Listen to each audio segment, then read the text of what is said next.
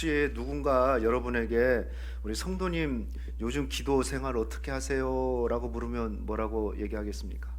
아, 요즘 기도가 너무 잘 됩니다. 막 그런 분 계실지 모르겠어요. 아니면 여러분 어떻습니까? 혹시 스스로 자기 자신한테 기도 점수를 준다면 몇 점을 주고 싶습니까?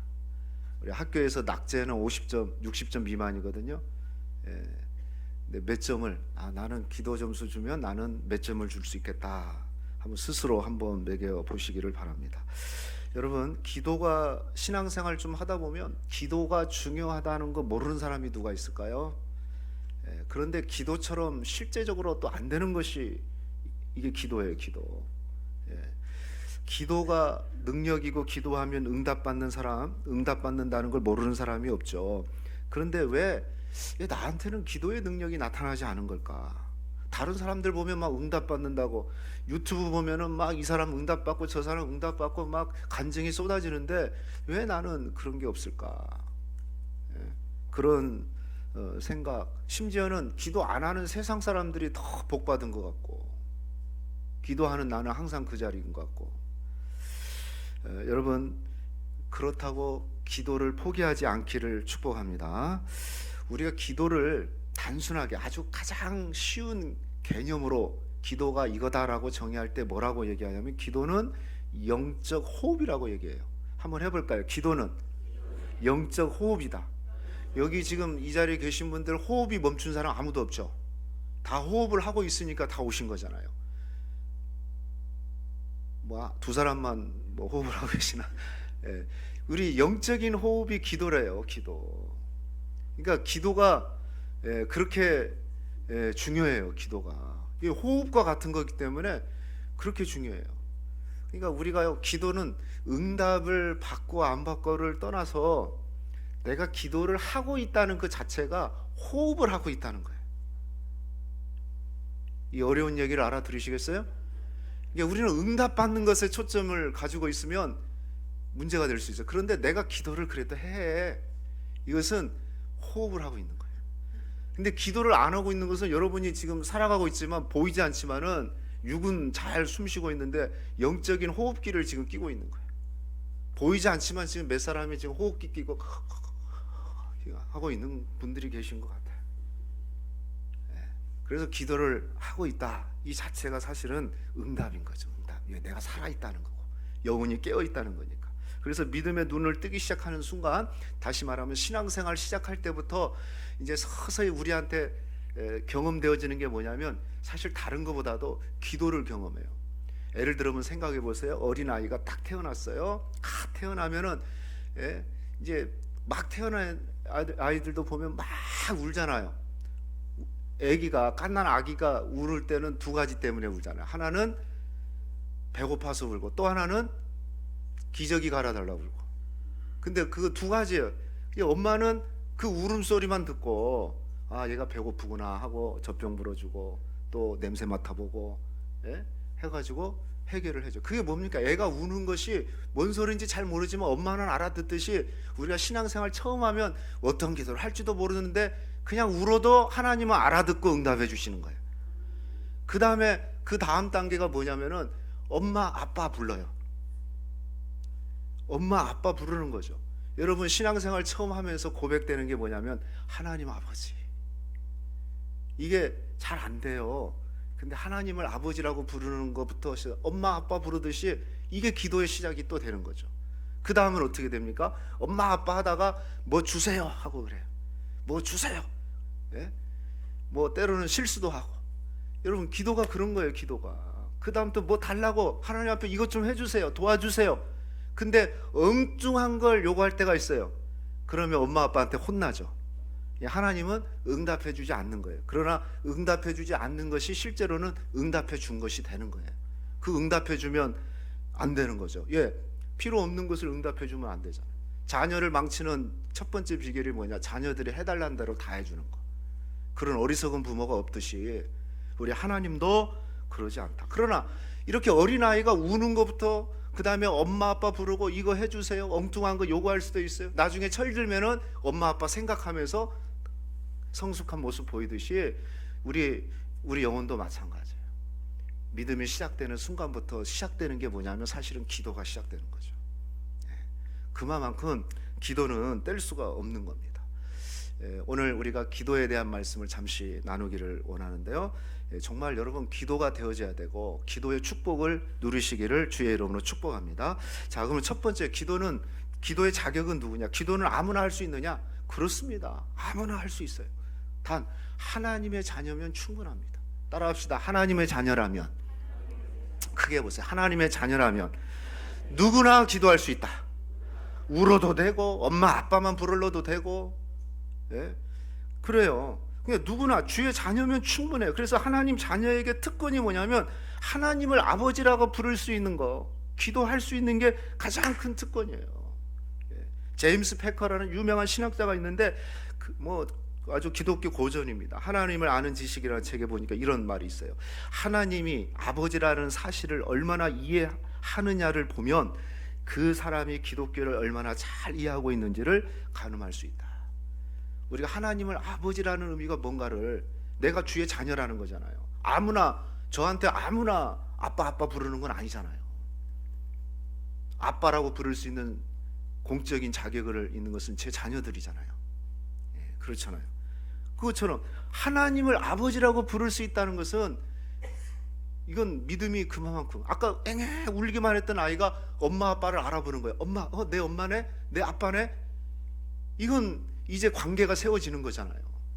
관계가 확립되고 있는 겁니다. 그래서 주의 자녀들에게 가장 큰 축복은 하나님을 아버지라고 부를 수 있는 은혜. 우리 한번 해볼까요? 하나님 아버지. 얼마나 좋아요. 하나님 아버지. 하나님이 어떤 분입니까?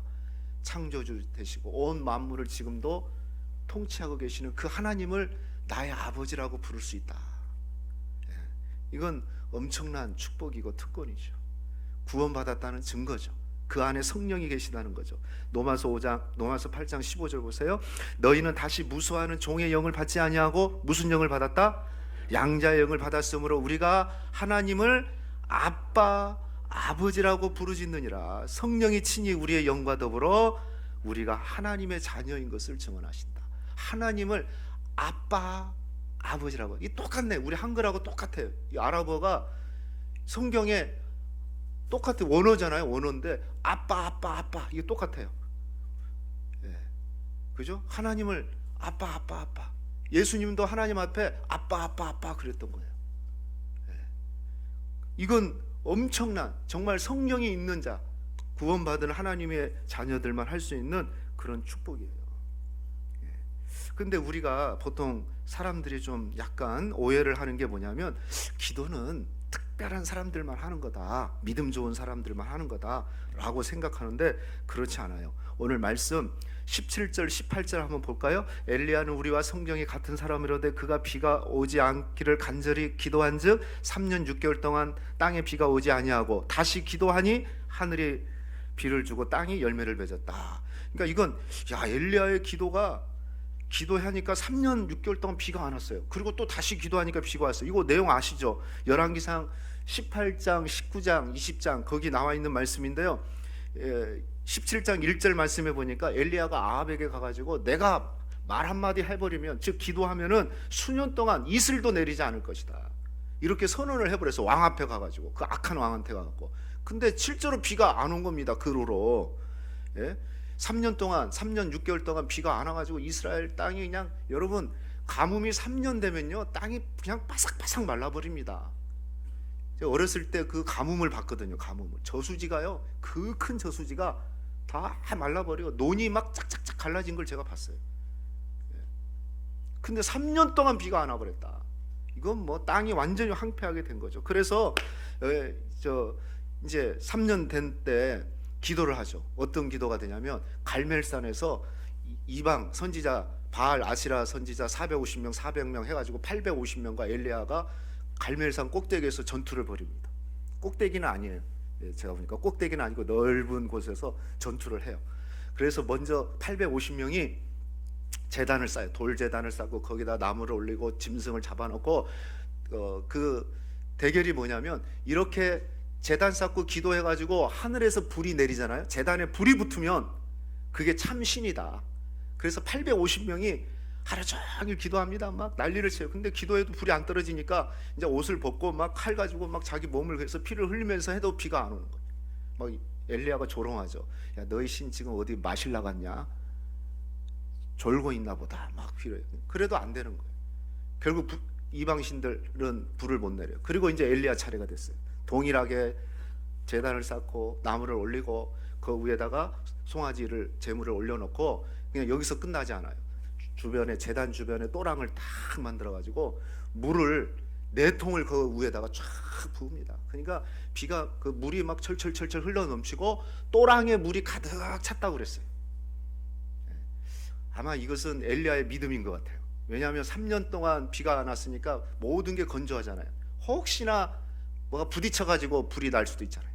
그걸 다 오해의 소지를 싹 없애버리고 물이 성경대로 오니까 물이 철철철철 흘러 넘쳤고 또랑에 물이 가득 찼다고 그랬어요. 엘리야가 기도합니다.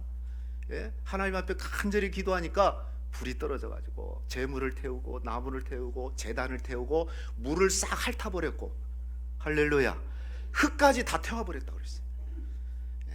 그래서 사람들이 그때까지 이스라엘 백성들이 주님 앞에 하나님 앞에 나오기를 머뭇머뭇거렸는데 그것을 보고 난 다음에 엘리야가 믿는 하나님이 참 하나님이라는 걸 알게 되죠. 열왕기상 18장 39절 보니까 모든 백성이 보고 엎드려 말하되 여호와 그는 하나님이시로다, 여호와 그가 하나님이시로다 라고 고백을 그때서 하게 되는 겁니다.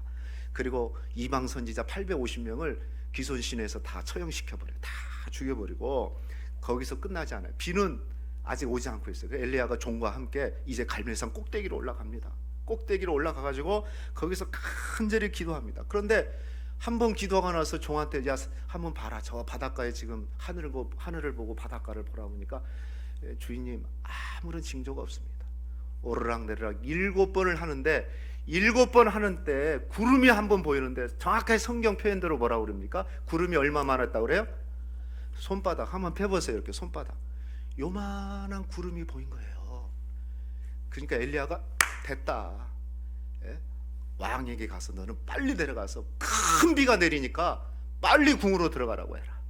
엘리야는 손바닥만한 구름 속에 큰 비가 있다는 것을 알게 된 거죠. 그리고 엘리야가 더 기도합니다. 예? 무릎을 꿇고 머리를 무릎 사이로 이렇게 내리고 간절히 기도할 때 큰 비가 내리게 됩니다. 예? 그 말씀이 오늘 우리가 읽은 그 말씀에 있는데, 그런데 오늘 우리가 읽은 17절 18절에서 핵심적인 얘기는 기도하면 비도 멈출 수 있고 비도 내리기도 할 수도 있고 멈출 수도 있다. 그 얘기도 중요해요. 기도가 이런 거다는 것도 중요한데 더 중요한 얘기를 하고 싶은 게 있어요. 야고보가. 그게 17절입니다 17절 다시 한번 보십시오. 17절 보여줘 보세요. 뭐라고 얘기했냐면 엘리야는 시작, 엘리야는 우리와 뭐가 같다? 우리와 똑같은 사람이다. 이걸 얘기하고 싶은 거예요. 기도는 엘리야 같은 선지자만 하는 게 아니고 목회자만 하는 게 아니고 믿음 좋은 사람만 하는 게 아니고 기도원에 가서 막 목 컬컬하도록 하는 사람만 기도하는 게 아니고 우리와 똑같은, 성정이 같다는 것은 우리와 동일한 사람이다. 무슨 얘기예요? 믿음이 약해도 기도할 수 있고 배운 사람도 기도할 수 있고 못 배운 사람, 글을 아는 사람도 기도할 수 있고 글을 모르는 사람도 기도할 수 있고 누구든지 누구나 기도할 수 있는 거다. 할렐루야. 이걸 얘기하고 싶은 거예요. 이걸. 여러분, 기도는 목회자만 하는 전유물이 아니에요. 누구든지 할 수 있는 게 기도예요. 그게 바로 기도. 즉 하나님의 자녀라면 하나님 아버지, 아빠, 엄마 이렇게 부르는 것부터 시작해서 문제가 있으면 하나님 이거 도와주세요 라고 기도하면 그게 기도인 거예요. 기도. 선지자들만, 믿음 좋은 사람만, 성경은 그렇게 얘기하지 않아요. 누구든지 기도하면 하나님이 들으시고 하나님이 응답해 주신다. 기도의 자격이 있다.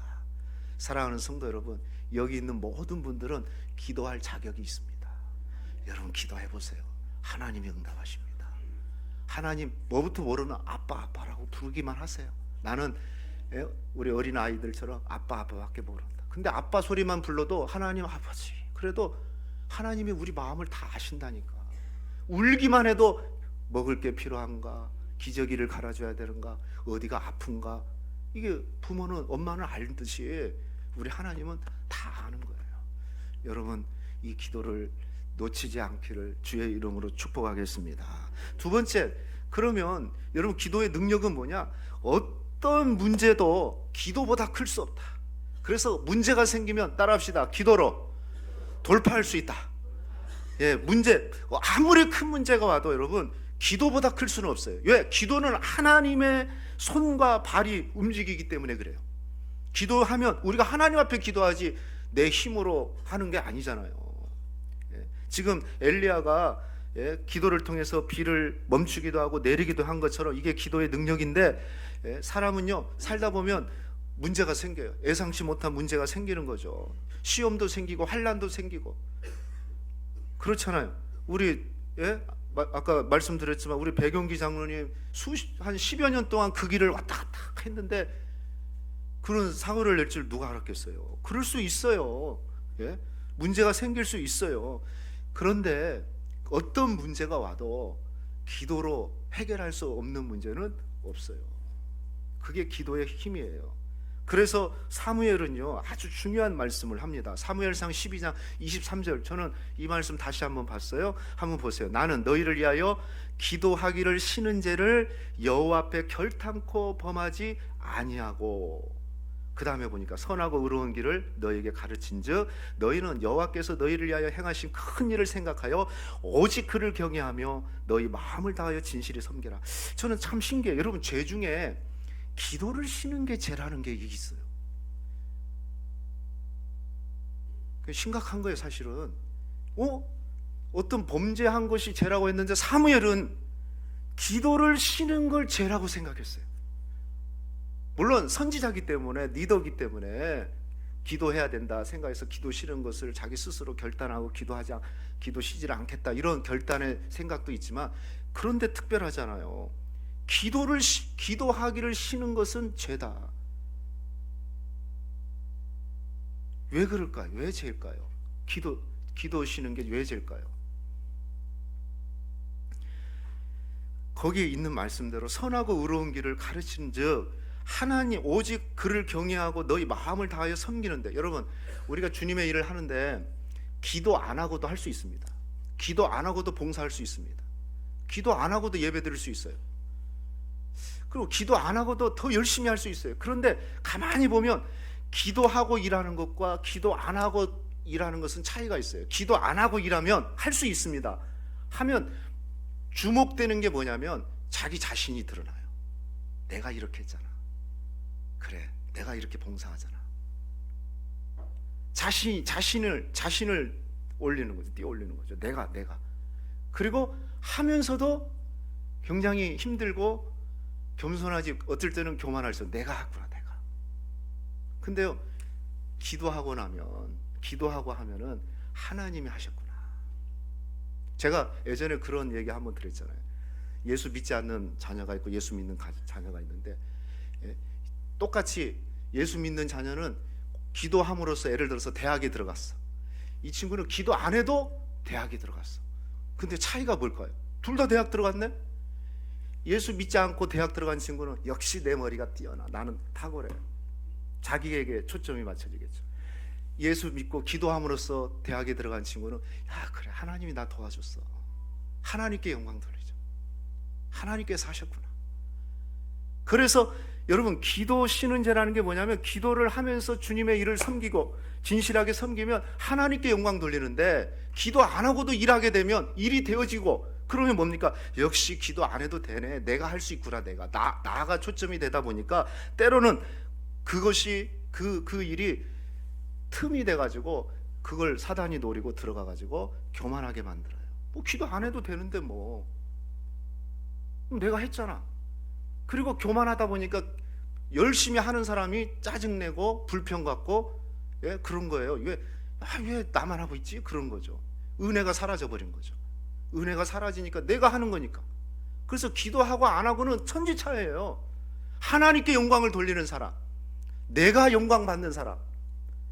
그래서 이런 사람은 누가 안 하면, 일하고 있는데 안 하면 짜증나죠. 근데 기도하고 일하는 사람은 내가 이렇게 섬길 수 있는 게 감사하다, 이런 마음이 드는 거죠. 여러분, 이 그리어라는 목사님 계신데 그분이 그의 책에서 이렇게 있어요. 우리가 기도하지 않는 가장 솔직한 이유는 별로 소용없다고 생각하기 때문이다. 기도해봤자 별로 소용없네. 아니에요. 기도하면 하나님의 손과 발이 바빠지는 거예요. 우리를 어떻게 도울까? 어떻게 도울까? 기도하지 않으니까 우리 삶에서 아무 일이 일어나지 않는 거죠. 여러분, 생각하고 염려하고 고민하기 전에 따라합시다. 먼저 기도하자. 먼저 기도해 보세요. 그래서 기도보다 앞서지 않도록. 내 결정과 판단이 기도하는 것보다, 대부분 판단하고 결정한 다음에 기도를 해. 그러니까 늘 그냥 결론으로 끝나는 거죠. 근데 뭔가 중요한 것을 결정하고 판단하기 전에 기도부터 충분히 해보세요. 그러면 하나님께서 푸른 초장과 쉴만한 물가로 인도해 주는 거죠. 이게 기도의 능력입니다. 그래서 우리가 잘 아는 말씀 있잖아요. 예레미야 33장 2절 3절 우리 크게 같이 한번 읽어봅시다. 시작. 이를 행하시는 여호와, 그를 만들어 성취하는 여호와, 그 이름을 여호와라 하는 이가 이같이 이르시되 너는 내게 부르짖어라. 내가 응답하겠고 내가 알지 못하는 크고 은밀한 일을 내게 보이리라. 모든 일을 행하시는 그 하나님 앞에 여러분 기도하십시오. 아마 그럴 거예요. 여기 우리 성도님들 오랫동안 신앙생활 하신 분들 계실 텐데, 여러분 오래 하면 할수록, 목회를 오래 하면 할수록 고백하는 동일한 한마디가 있어요. 그게 뭐냐면 기도뿐이구나. 자, 기도가 참 좋구나.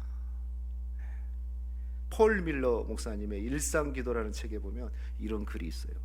기도하는 법을 배우면 덜 바쁜 삶을 얻지 않는다. 대신 덜 바쁜 마음을 얻는다. 바삐 돌아가는 바깥 세상의 한복판에서도 내적 고요함을 누릴 수 있다. 여러분, 기도한다고 해서 내 일상이 바뀌지는 않아요.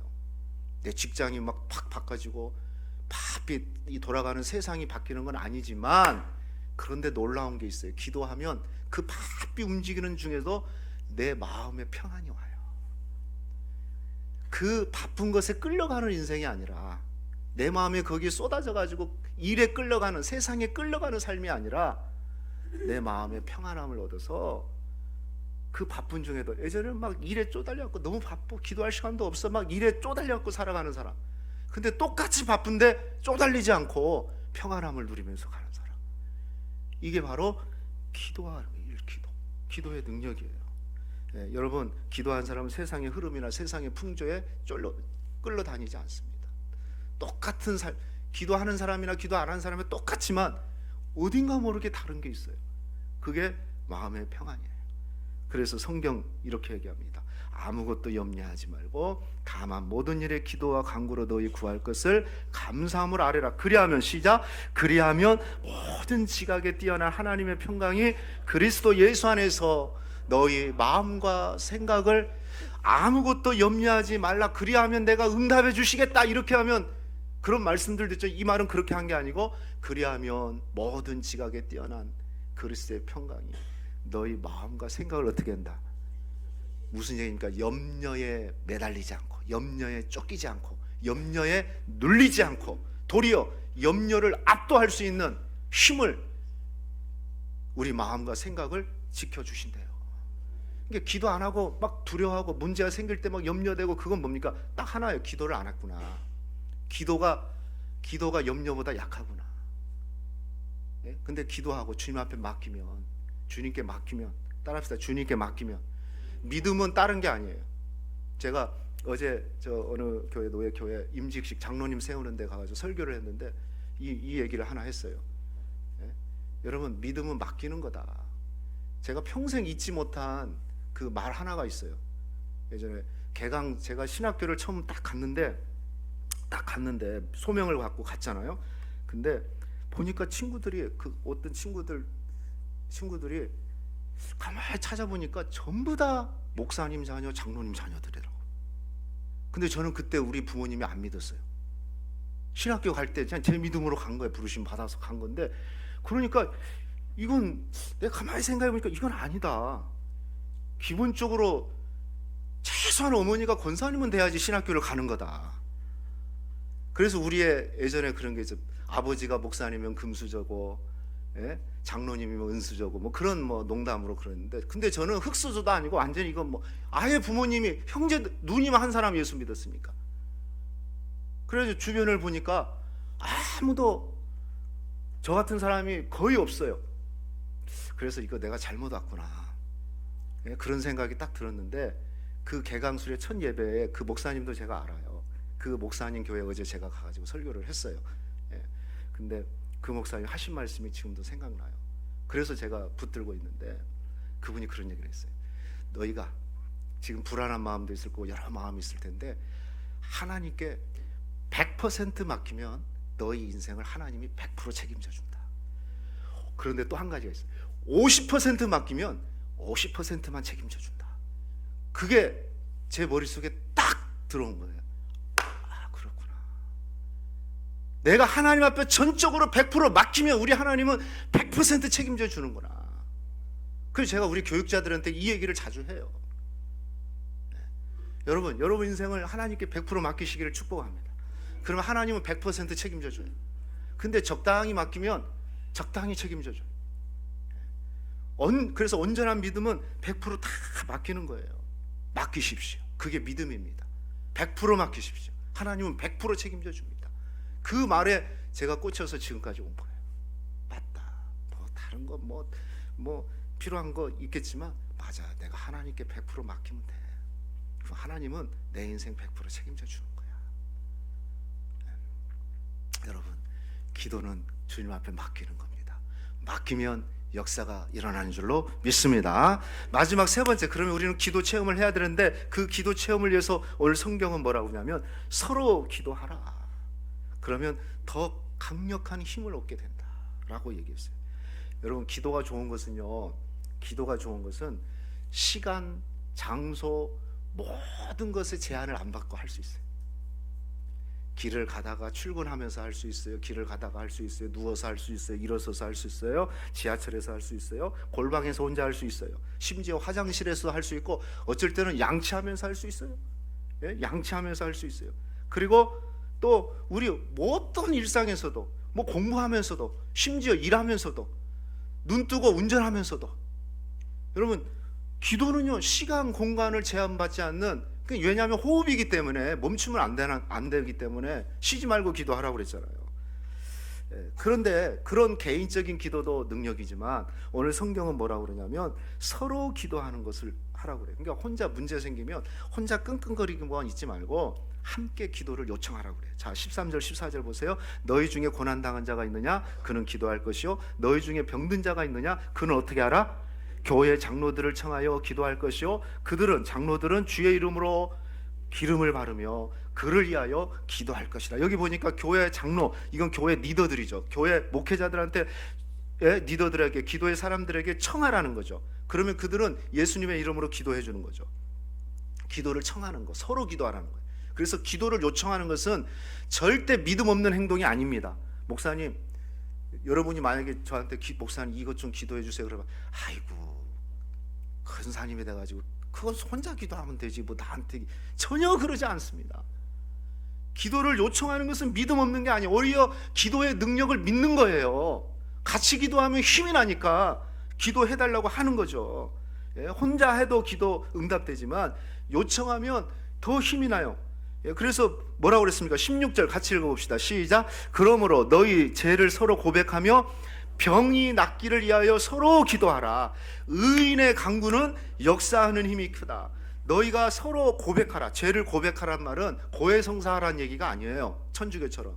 그건 하나님 앞에, 죄는 하나님 앞에 아뢰면 되고, 내가 이런 문제가 있습니다, 이런 연약함이 있습니다 라고 기도를 요청하라는 거죠. 그래서 그 요청을 받으면 서로 기도해라, 함께 기도하라는 얘기죠. 그 다음에 중요한 얘기가 뭡니까? 의인의, 시작, 의인의 간구는 역사하는 힘이 크다. 함께 기도하는 그 기도는 역사하는 힘이 크다. 역사하는 힘이, 제가 원어를 찾아보니까 이게 뭐냐면 활력 있게 작동하는 힘, 뭔가가 엔진이 팍 켜지고 작동하는 힘, 다시 말하면 하나님의 힘, 하나님의 에너지가 작동된다는 거예요. 할렐루야. 우리가 합심하여 기도할 때 하나님의 에너지, 하나님의 힘이 작동이 되는 거예요. 그래서 그 기도를 통해서 어떤 일이 일어나냐면 본인이 새 힘을 얻어. 그냥 힘이 아니라 힘을 얻는 거예요. 여러분, 이건 체험을 하셔야 돼. 내가 기도하니까 내가 힘을 얻는다. 기도했는데 풀이 이렇게 꺾어지, 이게 아니에요. 하나님의 힘이, 성령의 능력이 작동되기 때문에 힘이 올라오는 거예요. 즉 하나님의 기도, 함께 기도할 때 하나님의 능력, 성령의 능력이 통로가 돼가지고 기도를 통로 삼아서 들어가게 되는 거죠. 그래서 병든 자들이나 어떤 사람을 위해서 함께 기도해야 돼. 함께 기도하는 거. 역사하는 힘이 커요. 혼자 기도해도 하나님은 응답하시지만 함께 기도하면, 서로 기도하면 하나님의 에너지, 강력한 힘이 우리에게, 기도하는 자들에게 침투되어져서 새 힘을 얻게 되는 줄로 믿습니다. 여러분, 우리가 낙심될 때가 있잖아요. 살다 보면 낙심이 안 돼요. 절망할 수 있잖아요. 왜 나한테 이런 일이 있을까? 어려움이 있잖아요. 그럴 때 혼자 있지 마시고 기도를 요청하십시오. 기도하라고 같이 기도하면 하나님이 힘을 주셔요.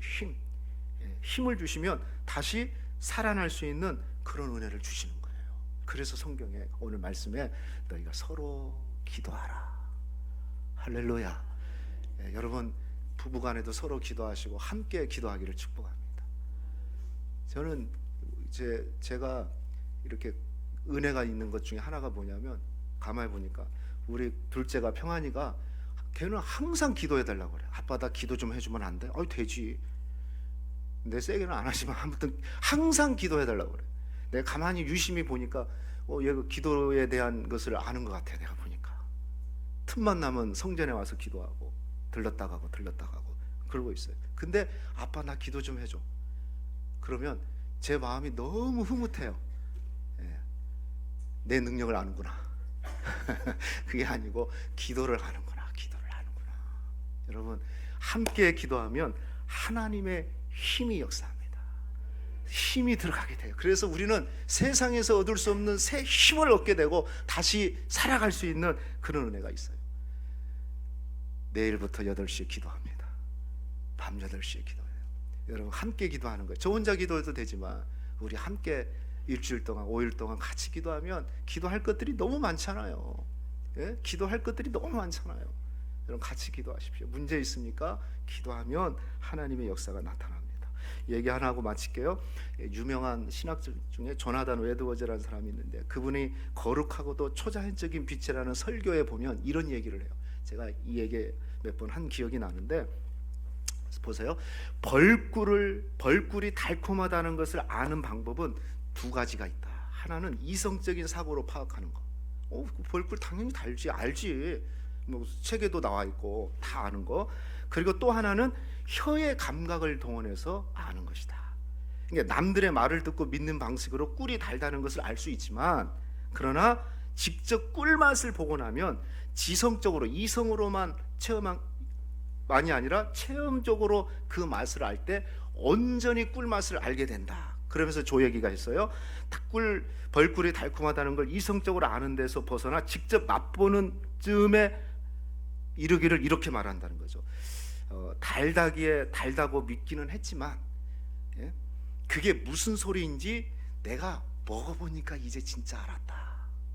기도가 좋다는 거 내가 목사님 설교를 듣고 성경 읽고 보니까 알았는데, 내가 기도해보니까 기도가 이런 거였구나.